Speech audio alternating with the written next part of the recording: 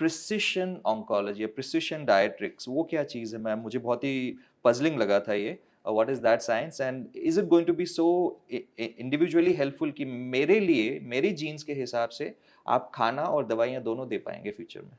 So, in fact, there is a field called nutrigenomics that you choose your diet based on your genetic makeup. Because after all, one has to understand, cancer. It's not just the environment; it's your genetics also. How your genes handle a particular substance or particular chemical or a carcinogen is different from one person to another. जैसा कि लोग कहते हैं अरे उसने तो इतने साल स्मोक किया उसको फिर भी कैंसर नहीं हुआ, इतना उसने शराब पिया और उसको नहीं हुआ है, मैंने तो थोड़ा सा ही लिया था. सो सबकी बॉडी अलग अलग है. सो ये सब जीन्स की बात है. So precision oncology, precision medicine और ऐसे ही precision nutrition is the new thing और an area of very active research right now. एक और क्वेश्चन मैम जो मुझे बहुत सारे लोग पूछते हैं and particularly after this channel has started, so lot of people ask me कि आप तो हार्ट सर्जन हो, फिर आप ऐसी चीज़ें क्यों बता रहे हो जिससे कि हार्ट की बीमारी अवॉइड कर सकें? प्रिवेंशन पे आप इतना बात क्यों करते हो? तो मेरा टिपिकल आंसर उसमें होता है कि अगर सब लोग इंडियन लोग जो अब तक ट्रेडिशनल तरीके से रह रहे थे, अब वो अमेरिकनाइज़ हो गए, जो स्टैंडर्ड अमेरिकन डाइट हो गई है, सैड डाइट जो हो गई है और जो लाइफ़स्टाइल हो गया है, वो करते रहेंगे तो हमारे देश में इतने सर्जन्स ही नहीं हैं कि हम ऑपरेट कर पाएँगे, इतने स्टेंटिंग कर पाएँगे लोगों को, बीमारी इतनी ज़्यादा बढ़ने वाली है देश में। So prevention is also one way to make sure कि हम बहुत ही ओवरवेल्म ना हो जाएँ। We want the society to decrease the burden of disease as a human being ourselves first. हम डॉक्टर्स बाद में, पहले ह्यूमन बीइंग्स हैं। आपका क्या कहना है मैम कि ऐसी प्रिवेंटिव स्ट्रैटेजीज़ से एक्चुअली हम कितना देश में बर्डन कम कर पाएँगे डिज़ीज़ का? So that's, I think, prevention is more financially viable and more sound way of dealing with a disease in the society at large. सो अब मैं कुछ स्पेसिफिक टाइप की डाइट्स के बारे में पूछूंगा because there are so many fat diets. I have seen so many videos in preparation for the dietary things. हर कोई बोलता है ये डाइट खाओ ये बढ़िया है, वो वाली डाइट खाओ ये बढ़िया है, कीटो खाओ बहुत अच्छा हो जाएगा. There are some doctors who have presented their own specific type of diet कि आप ये डाइट खाओगे आपको कैंसर नहीं होगा. पर फिर भी मोटे तौर पे जो ऐसी डाइट्स पॉपुलर हो रही हैं उनके बारे में मैडम की क्या ओपिनियन है हम पता करेंगे.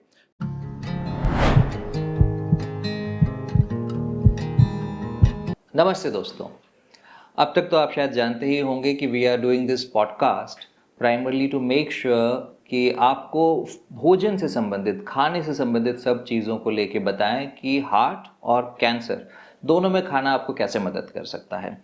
बेहतर खाने से ये ऐसी बीमारियां अगर आप अवॉइड कर सकते हैं तो मेरे ख्याल से हर किसी ने अवॉइड करनी चाहिए, बिकॉज 60% से ज़्यादा लोग इन दो बीमारियों से मरने वाले हैं, कैंसर और हार्ट की डिजीज़. सो अब तक के दो पॉडकास्ट में हमने काफ़ी सारी डिटेल में बातें की. We talked about different types of food, intermittent fasting, we talked about keto diet, we talked about कैसी लाइफस्टाइल रखने से क्या फ़र्क पड़ता है, शुगर का क्या इफ़ेक्ट होता है, टोबैको, अल्कोहल, सब कुछ हमने डिस्कस किया है.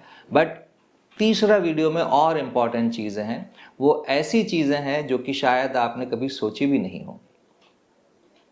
Do you know about alkaline water?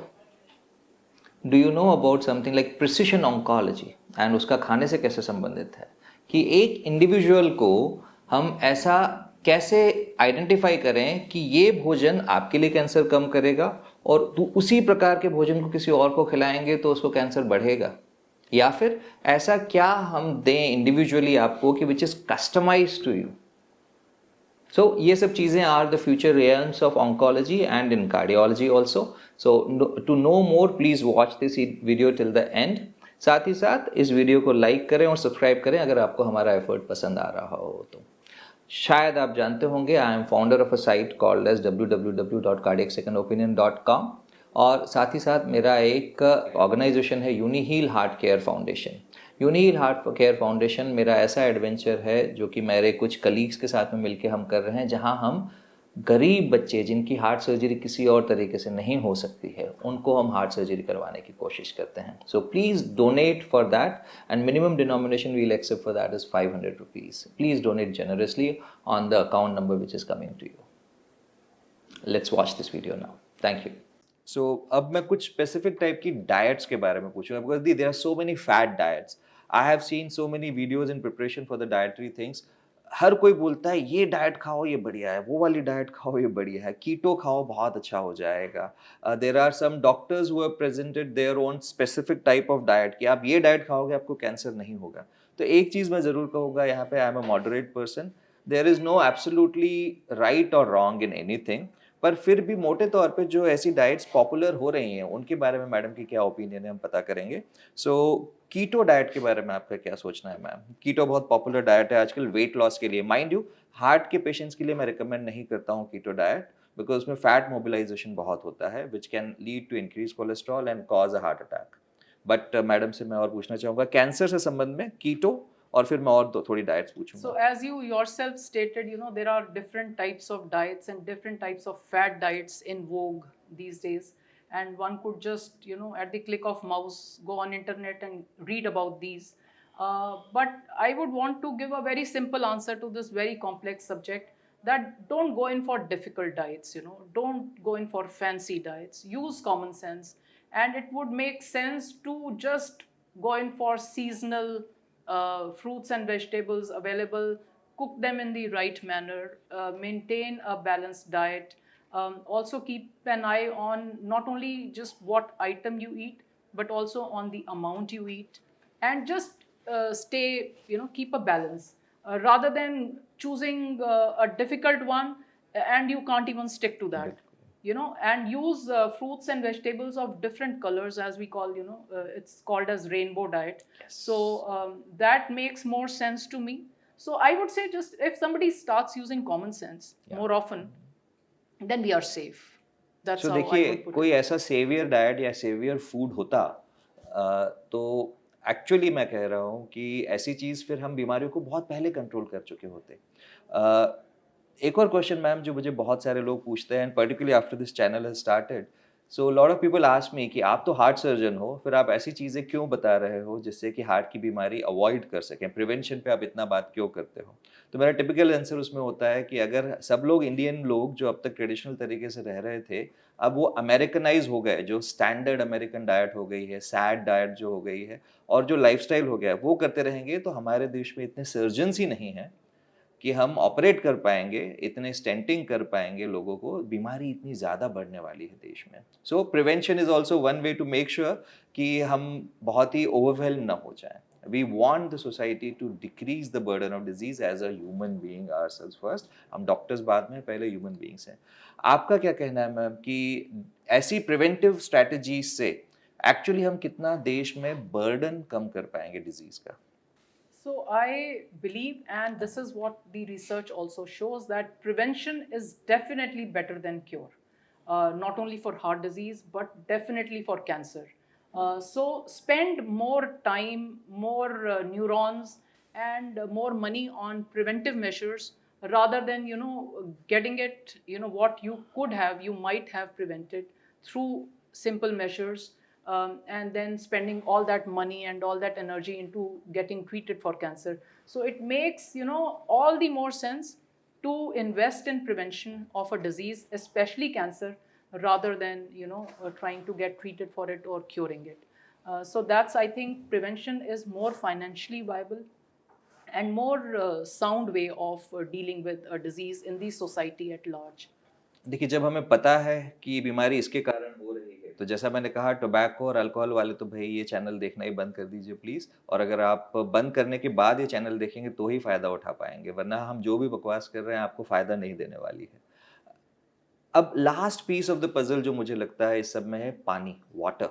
Now water is something I recommend, 2.5 से 3 लीटर पानी हर इंसान ने पीना चाहिए. और मेरा एक क्रूड तरीका होता है बोलने का कि अगर आप पानी पी रहे हो तो इतना पियो कि आपका पेशाब पीला हो ही ना. Unless you are having some disease, वो अलग बात है, बट पेशाब पीला ही नहीं हो, सफ़ेद ही रहे. So do you agree with that, या आपका कुछ और ओपिनियन है? प्लस एक और चीज़ जो पानी को लेके बहुत लोग आजकल चल रहा है, अल्कलाइन वाटर, उसके बारे में क्या सोचना है? So very important question. So water, jal hi jeevan hai, so that's a fact. But again, it may be surprising to learn कि पानी itself could be a source of 22 cancer-causing substances. So पानी में भी ये चीज़ें हो सकती हैं which could be linked to an increased risk of cancer. इसमें जो definitely three most important contaminants which could be present in water and which are known to cause cancer are arsenic, chlorine, and nitrates. So it's very important to not just drink water, but drink safe water. So safe not only from germs, जैसे हम कहते हैं कि we are we obviously need to be worried about hepatitis A and E virus which could enter, or typhoid and all that stuff, which the foodborne diseases, all those germs, which could get killed by boiling the water. But what do you do about those contaminants which could still remain, because those chemicals will not get removed by just boiling? So the water therefore needs a good filtration technique to get rid of these cancer causing substances which could harm in more than one ways. So it is good to be aware that water also could be a source of the increased risk of some of the diseases that we are talking about today. So one needs to keep that also in mind. सो एक और चीज़ इस मामले में मैं कहूँगा कि देखिए, two wise doctors are sitting here and plastic bottle हमने खोली भी नहीं है। उसका रीज़न ये है कि plastic also is known to cause cancer, और ये जो प्लास्टिक से कैंसर आता है, जो वाटर बॉटल्स इस समय पूरी दुनिया में चल रही हैं, प्लास्टिक वाटर को प्योर वाटर करके बेचा जा रहा है।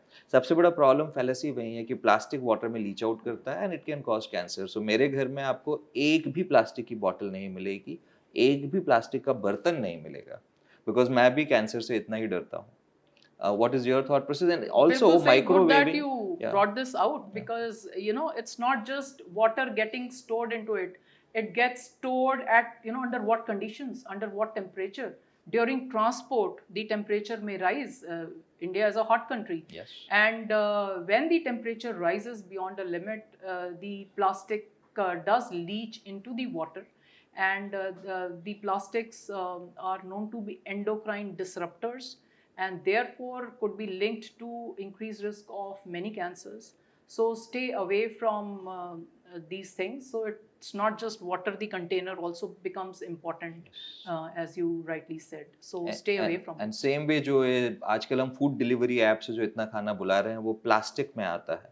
Or hot food. Imagine so hot hot food food getting in put in the plastic plastic is is a very scary detrimental. scenario. It's a Yes. very scary scenario. And फिर जब उसको एक तो आया, उसके बाद टिपिकली अगर आने में उसने थोड़ा टाइम ज़्यादा लगा दिया तो आप माइक्रोवेव में डालते हो वही प्लास्टिक का कंटेनर, और फिर माइक्रोवेव भी करते हो।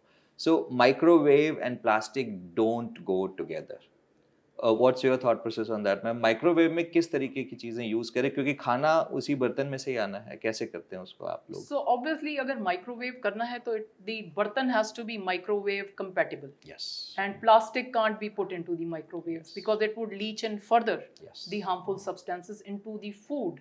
But microwaves per se have not been linked to increased cancer risk. So make sure that the utensil at least is microwave compatible. सो उस मामले में मैं कहता हूँ कांच सबसे अच्छा है या सिरेमिक सबसे अच्छा है? कांच और सिरेमिक जो हीट अप नहीं होता और माइक्रोवेव सेफ है, that is the only thing you should put in the microwave. Plastic कभी भी माइक्रोवेव में डालें। By itself microwave is not bad for you. इसके अलावा मैम हमने इतने सारे टॉपिक्स पे बात की आज, and it was a very very great talk. और कुछ इसमें अब नया ऐड करेंगे। मैंने एक और चीज़ इसमें पढ़ी थी, प्रिसिशन ऑन्कोलॉजी या प्रिसिशन डायट्रिक्स। वो क्या चीज़ है मैम? मुझे बहुत ही पजलिंग लगा था ये। What is that science, and is it going to be so individually helpful कि मेरे लिए, मेरी जीन्स के हिसाब से आप खाना और दवाइयाँ दोनों दे पाएंगे फ्यूचर में? बिल्कुल सही. That is where the future lies for all of us. So we know that one shirt does not fit all, isn't it? सबका अपना अपना size होता है. ऐसे ही one diet, it is said that one diet is not the right diet for everyone. So in fact, there is a field called nutrigenomics, that you choose your diet based on your genetic makeup. Because after all, one has to understand, cancer, it's not just the environment, it's your genetics also. How your genes handle a particular substance or particular chemical or a carcinogen is different from one person to another. जैसा कि लोग कहते हैं, अरे उसने तो इतने साल स्मोक किया, उसको फिर भी कैंसर नहीं हुआ. इतना उसने शराब पिया और उसको नहीं हुआ है, मैंने तो थोड़ा सा ही लिया था। सो सबकी बॉडी अलग अलग है, बट नोइंगली कोई हार्मफुल चीज़ अपनी बॉडी में डालें ही क्यों। सो जो हम कर सकते हैं, क्योंकि हमें नहीं पता हमारी बॉडी कैसे उससे हैंडल करेगी और कैसे उससे डील करेगी, उसको कैसे मेटाबोलाइज करेगी। सो ये सब जीन्स की बात है। So precision oncology, precision medicine और ऐसे ही precision nutrition is the new thing or an area of very active research right now. I am sure genomics हमारी हर फील्ड को चेंज करने वाले हैं। जेनोमिक्स ऑन्को को भी चेंज कर रहे हैं। Genomics will change cardiac sciences also in a big way. But yeah, it is exciting times and we will grow into that in future.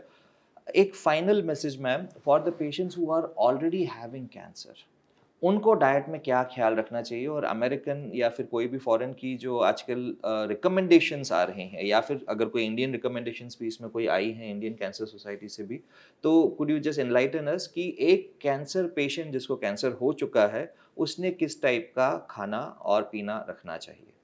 So ये जो standard bodies हैं, world bodies, guidelines have been issued for cancer prevention, but not really in terms of diet for cancer treatment. But we know that patients who are undergoing cancer treatment through either chemotherapy or radiotherapy or different surgical techniques, they need special diet.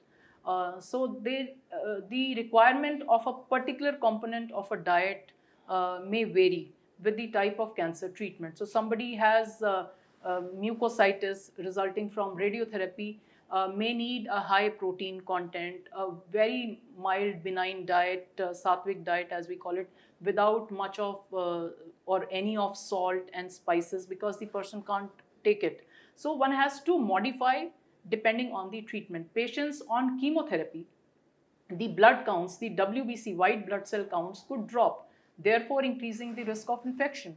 So these people, these patients need to be extra cautious in terms of what they consume, so that the risk of infection does not increase via diet. So talk to your doctor, talk to your treating doctor when you are undergoing treatment, and the doctor will definitely guide you as to what special type of diet you need to consume during treatment. And after the treatment is over, then those common prevention guidelines apply to you also, to reduce your chances of disease coming back in future. So keep that in mind, because it continues to play a very important role. सो खाना और पीना दोनों बहुत ही ज़रूरी चीज़ें हैं, और एक चीज़ है, आपका जो पेट है, आपका जो इंटेस्टाइन है, ये एक तिजोरी है, लिमिटेड इसमें जगह है। आप इसमें अपनी सबसे ज़्यादा वैल्यूएबल चीज़ें डालिए।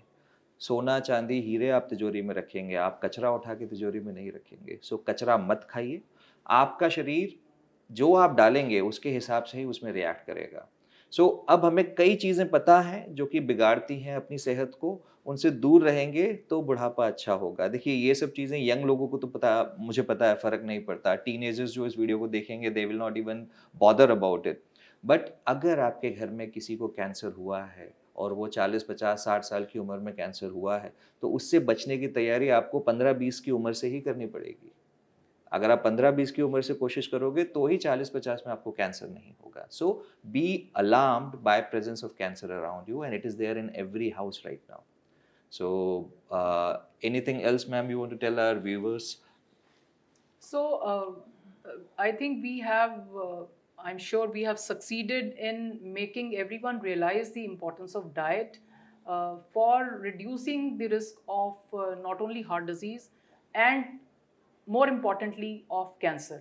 So cancer is a big public health problem, and earlier we used to think that it's not a big issue in India, but let me tell you that in India also it has assumed enormous proportion, and the burden is huge of various cancers in India also.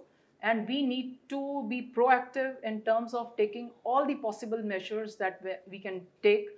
There are some modifiable risk factors and non-modifiable risk factors for cancer, I can safely say. So non-modifiable are that you can't do anything about them. You age, with time you age and the risk of cancer increases. You can't stop aging. There are some genetic issues running in the family, some hereditary cancer accounting for 5 to 10% of all cancers. They can't be changed. You can't change your genes. You can't change your family history. So those are the things which are non-modifiable. However, there's a big proportion of modifiable risk factors, out of which diet itself is a big chunk.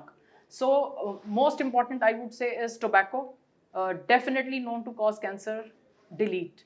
Alcohol, delete. And then come to diet, which can contribute to almost 30% of cases. So be very mindful, be very careful, because as we discussed in the conversation today, there's a lot possible through dietary measures itself in terms of reduction in risk of various cancers. So if you are mindful of what you put in your mouth, you will not only reduce the risk of cancer, but also of various other illnesses like heart disease, diabetes, and cerebrovascular accidents. So be mindful.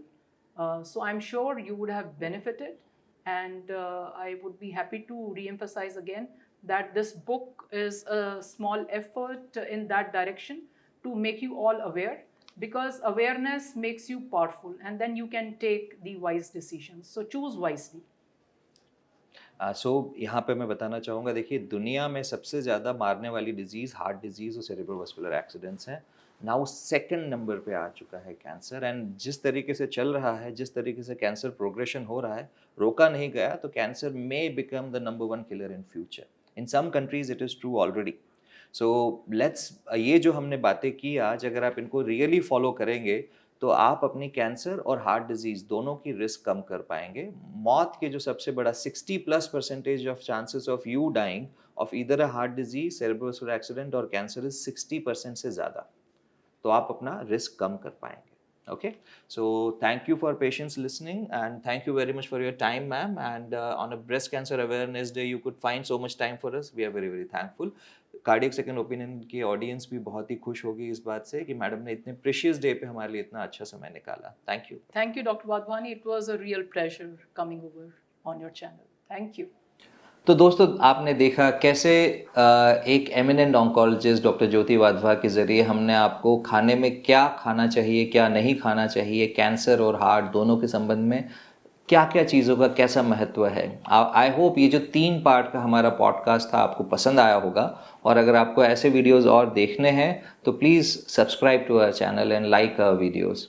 साथ ही साथ, because these videos are so important, we have decided कि ये तीनों podcast को मिलाकर हम एक पूरा इंटरव्यू और पूरा पॉडकास्ट एक सिंगल वीडियो के तौर पे भी बनाएंगे, which we will share very soon. Idea is कि जिसको रियली कैंसर और हार्ट डिजीज़ जब अटैक करते हैं किसी घर में और किसी की जान लेते हैं, तो उससे दुखी कुछ नहीं होता है। और ऐसे लोगों को यदि कम से कम पता चले कि अगला मेंबर अपनी फैमिली को कैसे बचाना है, एटलीस्ट अगली जो जनरेशन आ रही है, हमारे बच्चे जो हो रहे हैं, उनको बचपन से हम क्या खिलाएं, कैसे पालें ताकि उनको हार्ट डिजीज़ और कैंसर की डिजीज़ ना हो, तो उससे अच्छा कुछ नहीं हो सकता।